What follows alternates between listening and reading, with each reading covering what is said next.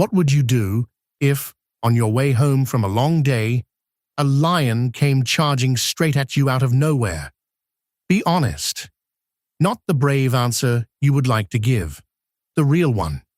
In that split second that nobody ever trains you for, most of us would simply freeze.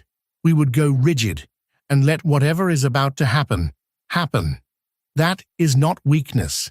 That is just being human. But the man I am about to tell you about was not like most people. When the most terrifying things the world could throw at a person came for him, he did the exact opposite of freeze. He walked toward them. And here is the strange part.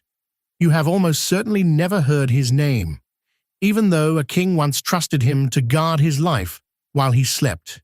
Even though, one day, an entire army would answer to his command. By the time we are finished, you are going to wonder how a man like this was ever left out of the story you were taught. So let me show you where he is hiding, because it is not some lost and secret book. He is right there in yours, in a passage your eyes have slipped across 100 times without stopping. Near the end of King David's reign, someone sat down and wrote a list, the roll of David's mighty men, the elite, the handful of warriors who kept a hunted shepherd alive long enough to wear a crown. And we treat a list like that the way we treat the credits after a film. We let our eyes slide down it and off the edge. But if you slow down, right in the middle of it, you find one man the writer simply cannot bring himself to rush. He keeps adding to him, one deed on top of another, like someone gripping your sleeve and saying, "Please, not this one. Do not walk past this one." And the further you read, the louder the question gets. Who was he? His name was Benaiah. Benaiah, son of Jehoiada. Say it once because you are going to want to remember it. And here is the first surprise about Benaiah. He was not born to any of this. He was a priest's son, from a small, dusty town called Kabzeel, out on the forgotten southern edge of the country. By every right, Benaiah should have lived a quiet life of incense and ceremony, his hands clean, his name never written down anywhere. Nothing about where he began explains where he ended up, and where he ended up begins with blood. Across the border was a nation that bred fighters, and it had 2 men, so far above the rest that people had stopped calling them men at all. They spoke of them the way you speak of something you pray you never meet on a dark road. Benaiah met both of them, and Benaiah put both of them in the ground, not in the confusion of a battle, where anything can happen and luck decides, face to face. The 2 deadliest names the enemy owned, and this one, temple-born, nobody took them apart. And if you are already thinking that must be the story they remember Benaiah for, you are not even close. It only gets more dangerous from here. There was a giant of a man, an Egyptian. The old record cannot help itself. It keeps circling back to his size, the way your eyes keep drifting back to something that frightens you. He was enormous, and in his fist he held a spear, like a fence post. Benaiah walked out to meet him, carrying a stick, a shepherd's staff. Nothing else. Everyone watching knew exactly how this ends. And then, somehow, the giant is staring down at his own empty hand, because Benaiah has ripped the spear straight out of it, spun it around, and driven it home. He did not just beat the strongest man on the field. Benaiah reached into the strong man's grip, took the very thing he trusted in, and finished him with it. And still, even that is not the one they remember. Now, remember the lion I asked you about at the start? The one charging you on the road home? Make it worse. It is winter. It is snowing, in a land that barely knows what snow is. And a lion, half mad and starving from the cold, has fallen into a pit, a deep one, cut down into the rock, its walls slick with ice. Now hold on to the rule that keeps every soldier alive. A cornered animal is not a weaker animal. It is the most dangerous thing on the face of the earth because it has run out of everything except the will to take someone down with it. The safe move could not be more obvious. Stay at the top. End it from a distance. Let the cold and the walls do the work for you. Benaiah looked at the safe move and he turned it down.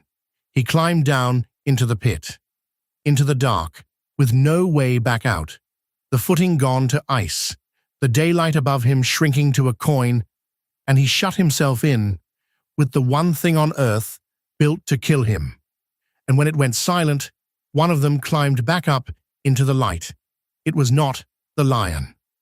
Of everything Benaiah ever did, of every impossible thing on that list, this is the one the Bible chose to carve in and keep. Not the wars, the pit, the snow.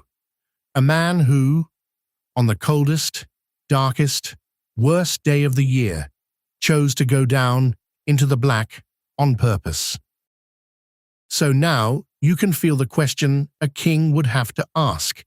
What on earth do you do with a man like Benaiah, who runs toward the things everyone else runs from? A foolish king spends him, throws him at distant wars until his luck runs out. David did the opposite. He pulled Benaiah in close and handed him the one duty that outranks any battlefield: guard my life. David put Benaiah in command of his own bodyguard, the ring of warriors whose single purpose was to keep the king breathing through the night. Of every fighter in the entire nation, this is the man David chose to stand between his sleeping body and the assassin's blade. That is not admiration. That is trust, the rarest thing power ever hands to anyone. And it did not end there.